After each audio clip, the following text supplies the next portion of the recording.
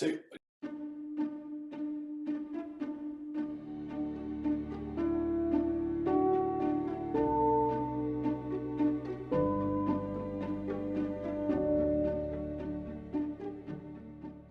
clearly you work with people one-to-one and in group therapy perhaps as well.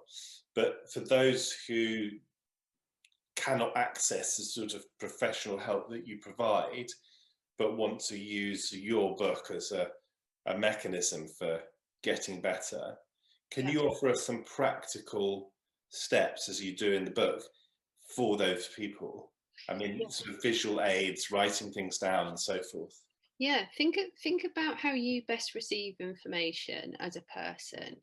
I think so often I see people trying to do things that other people do and then getting frustrated or feeling disappointed or upset when they don't work for them. I think if you're a visual person, for example, then give yourself loads of nurturing that comes to you visually. Essentially, what you're trying to do is counter that negative critical narrative with something more nurturing and compassionate. And you don't need to see a therapist to do that. And you don't need to go and have a treatment program to do that. I think one of the things that you're able to benefit from working with somebody like me is that I'm validating you all the time. I'm nurturing you all of the time. Um, but you can begin to do those things yourself, to begin to be kinder to yourself, like consciously throughout the day. Think about how you're talking to yourself, how you're showing up for yourself, and then do things that make you feel good. You know, if you've got kids are amazing for this because they force us to be mindful and present in the moment, and they are totally not conscious of what's happening tomorrow, what happened yesterday. They are in the moment, and they're a really good kind of tool to keep us kind of being joyful and connected. So just using any kind of medium that you can to be in connection with yourself. Nature's amazing as well for that. People think they can't meditate, and yet they'll find themselves staring at a sunset or a sunrise and being in complete awe of that moment. And you're just meditating in that moment. You're just being present and not thinking about anything else. And sometimes you don't even have to stand still and look at a sunset. Last night I saw my first nightjars, which is Mm-hmm. a special species of bird Mm-hmm. out in the Sussex countryside. And being active, walking around, didn't stop me from being at one with the environment. It was a sort of form of meditative experience. So there's probably a stereotype and a preconception of what meditation means, but it comes in different shapes and forms, doesn't it? Yeah, absolutely. And that's where I think kind of break free of the rules a little bit and think what works for you, what's nurturing you, what's feeding your soul, and pursue that. And I think a lot of what I tried to do in the book is give people kind of permission to just do that and explore a little bit, be curious. If you were somebody, if I introduce you to yourself and said, this is going to be the best friend you're ever going to have, it's going to be amazing, this relationship, you'd be like, that's brilliant. And you'd be like, who are you? What do you like? What do you do? What's your favorite food? What's your favorite movie? Like, just connect with yourself and be curious about what lights you up. And if you don't know, it's okay. Go and find out.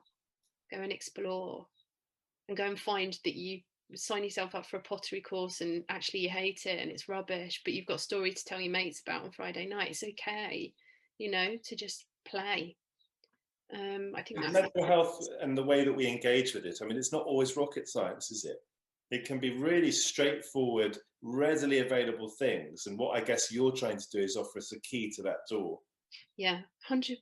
And I think partly what I think I've always tried to offer in my career is some context for people, because people feel like they're the problem so often, and that these are kind of afflictions that they're going to have to live with and manage the whole of their lives. And when you help people to see that actually these are just normal responses to difficult life events, they're totally normal responses. Even if they're destructive, even if they're damaging, you didn't have the tools to respond in any other way. So let's learn how. Let's just learn some different ways to manage and respond to these difficult life events when they happen. Do you think that, given inevitably in anyone's life, sad stuff, bad stuff, maybe traumatic stuff is going to happen, that suggesting that we might live a life full of joy is perhaps a little overly ambitious? I don't think live. It's funny I how you. like it because it's Yeah, yeah. positive, it's optimistic, but is it unrealistic? I don't think it's unrealistic at all, because I don't think they kind of have to be separate necessarily. You can have a joyful existence and still experience challenges and painful events. I'd say that certainly I feel like that's what I aspire to, and it's certainly what I help my clients aspire to, is just being connected to something better than, something bit more than we so often settle for. And that isn't exempt from pain and difficulty, but it's about really connecting to what it is to be alive, and that is joyful. We've been talking about some practical steps. Give us a little bit of detail on the vision board. Oh, I'm such a vision board fan. I could dork out and talk about this for ages, but I'll try not to bore you too much with it. So it's basically, I'm so visual. If I can see something, it makes it so much easier for me to envisage myself getting there or manifesting it. So a vision board is just a collection of images, or quotes, or people that inspire you to achieve the goals that you want to achieve in life. And it could be superficial stuff. It could be like, I don't know, a handbag that you want, but it could be learning a new language. It could be a house that you want. It could be just some other manifestation of your dreams in some way. So for me, it's become an absolute anchor for how I live. So the house that I live on was on a vision board. The car that I drive was on a vision board. Babies were on a vision board at one point. Marriage, all these things that I wanted went on my vision board. It was like a kind of letter to Santa in a visual adult one.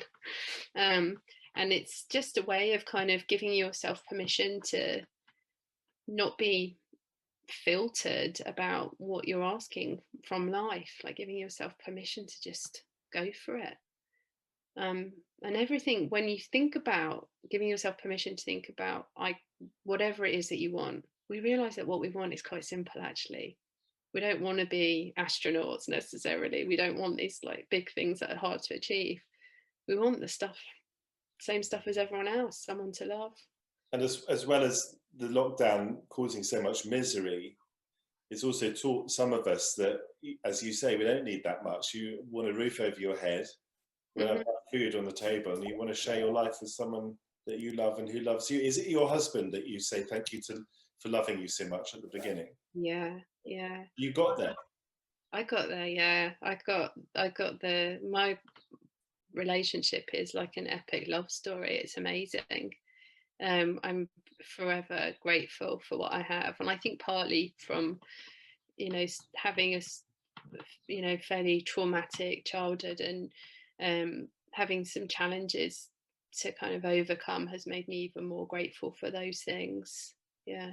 Did you stumble on that relationship, or did you come to it having consciously and actively decided to stop going with the wrong person? Yeah, it was a really conscious decision to stop doing what I'd always done. I literally got up in the middle of a date and walked out of a date. Nothing dramatic had happened. Well, me leaving was fairly dramatic, but this guy hadn't really done anything. I just knew I was doing the same thing I'd always done. And I saw myself coming with it. And I decided that I had to just get up and leave. And it was one of the most empowering things I've ever done in my life. Some people clearly have very specific clinical challenges. Mm-hmm. And then there are other people who perhaps can spill in and out of mental health difficulties. And I wonder whether the further we stray from our true self, the unhappier and the worse our mental health might be. And that's something about what you're tapping into when you say you want to find your true voice. I think that's in a nutshell as it is. And that has been my experience. I think that the more unwell I've met people, the worse that critical voice is. The more they've kind of unconsciously sought out people, experiences, behaved in ways that have reinforced their worst fears about themselves without even consciously realizing they've done it. Yeah. You identify in the book, Emmy, that relationships, and we all know this, but perhaps we're not sufficiently and consistently aware of it, but the relationships really matter. And we're not just talking about romantic relationships. and that we should work on our relationships. Can you explain that, the nexus between working on our relationships and improving our mental health? I think when you can, do you know what? I think we all want to be seen and heard.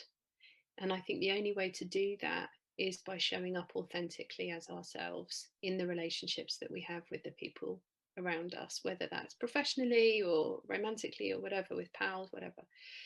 And I think part of what that living with that critical narrative does is it gives people a filtered experience of who we are.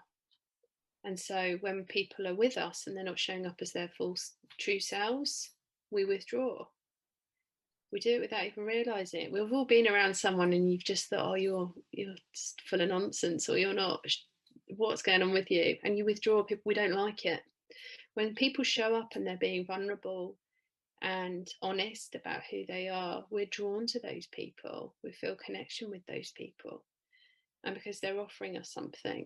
Or conversely, if we struggle to do that, we maybe pull away because it's difficult for us to be intimate with people. So I think so often when we're picking out relationships with people who are unavailable to us, it's because we're not really available either. So how do we find self-acceptance? I think partly it's forgiving ourselves for just being human, for recognizing that so many of the things that we demonize about ourselves are normal things. They're normal ways that we all interact. They're normal things that we all get wrong. And just forgiving ourselves for not being perfect, you know. And empowering ourselves? I think that's massively empowering when you do that. When you let go and you stop trying so hard, it's such a relief. You don't have to try so hard. You can just go with it a bit. And you're not trying to control how people perceive you. You're not trying to control how you come across. You just don't bother anymore, but not in a kind of neglectful way, just in a freeing way. Just trusting that the people that are meant for you will be drawn to you and you'll be drawn to them. Do you see this very much as a step-by-step process, identifying the challenges and then revealing the ways in which we can turn those challenges into something positive? Do you, when you're working with someone session by session, is that roughly how it works, or do you sort of dive in head first? How does it work? No, it's real step by step. So I think first of all, this whole concept that I'm offering will be maybe challenging for some people to hear. They'll have to get their heads around that. So to kind of rush into then steps 5, 6, 7, 8 at that point, they're still trying to process what's going on. I run a digital course called From Lost to the River, and it's over 8 weeks, and it's literally every week we're unpacking kind of a different chapter, if you like, of this strategy for wellness. And the first one is identifying your unwell voice, the critical voice. Because the more you can do that and strengthen your ability to differentiate between a nurturing internal voice and that, the stronger you become. Do you find yourself sometimes trying to convince people that they've got a challenge, and convince people as well that they can move beyond the challenge? Because ultimately, it's all very well for you thinking you know what the problem is. Yeah. But it's really important for the person to be able to properly to realize it themselves. Yeah, I don't think my job is to help people to identify what the problem is necessarily. I think that's what brings people to pick up the book, brings people to come and contact someone like me. They're already coming with the problem. Quite often I find people maybe think that the problem is something more symptomatic. So for example, I'm really anxious, or I'm really unhappy in my career, or I really can't meet somebody. And the core wound is maybe I'm not worthy. I struggle with intimacy. I struggle to be seen, actually. And that's why I struggle to show up in my career, show up in relationships. So I think my job is sometimes just helping somebody get to the kind of core wound rather than telling them what the problem is. They quite often know what that is themselves. It's interesting that you do devote a separate little section to anxiety and worry specifically. Mm-hmm. It's such a massive area, of course, for so many of us, but can you synthesize how you approach someone who comes to you, rather than saying that they've got an eating disorder or that they're drinking too much or what have you. Specifically come to you and say, look, I'm just really, really anxious, or I'm worrying far too much. Yeah, I think the reason I give so much like airtime to it is because it's just probably the just most common thing that I'm addressing now. And I think so many people talk about anxiety, and when you really break it down, people are really frightened. They just feel really scared a lot of the time. And then that's being labeled as anxiety or as anxiety disorder. And it's like, hang on, maybe you're just a bit afraid. And actually, what are you afraid of? I'm afraid of being disliked. I'm afraid of being seen. I'm afraid of, you name it. Why am I afraid of those things? What's the core belief? It all comes back to the same thing. Because I'm XYZ. Why are you XYZ? Well, because I was told that, or because this experience happened to me. And these are the core beliefs that I've internalized about myself because of those experiences. And now I'm living that narrative. What you're describing here, and I know you're yourself a psychotherapist, but there are significant overlaps from what little I understand of this, and I'm no expert, between psychotherapy that you do, as I say, and psychoanalysis. Mm-hmm.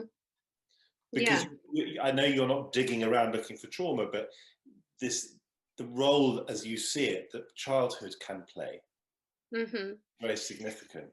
Yeah, it's really You're looking for significant. whys. You're not just saying, okay, you're anxious, here's a cognitive behavioral technique to deal with it. You Mm-hmm. are trying to get a bit more under the skin of it, aren't you? Yes, we are, but I think it's not necessary then to different from psychoanalysis. It's not necessarily um, space to unpack lots of painful material or go over and over difficult events and process them in the here and now. That's not always necessary for people. Sometimes that can be wonderfully cathartic and helpful, but a lot of the reason it's helpful is because you're being validated by somebody. Somebody is listening to you, they are with you, they are seeing you. And it comes back to what I said before, which is we all want to be seen and heard. And there are different kind of tools to help somebody feel seen and heard. And sometimes it is doing that work. I'm a psychotherapist, but I psychodynamically trained. So I think I do have that lens when I look at working with people, and I'm curious about the story. What's the story that this person's telling themselves, though? Not necessarily what's happened to you, but what's the story? What do you believe about yourself? How is that detrimental to you? How's that holding you back? Yeah. I mentioned earlier that you talk of this exchange between people, that by revealing something of yourself, it helps others to reveal about that themselves. I mean, that's very true of me as an interviewer as well. Do you feel on an ongoing basis, Emmy, that you're still growing, you're still learning, and that when you're working with people, that you actually are discovering more about yourself as well? Oh my God, yes, totally. I think I I don't even know what that would say about me for me to think that I was somehow kind of done with that work. It would seem ridiculous somehow. And I think every time that kind of life progresses and I'm faced with a new life event, I'm having to navigate that like anybody else is, and learning things about myself and reflecting on my behaviors. And we change so much as well as we get older. So yeah, I think absolutely I do that.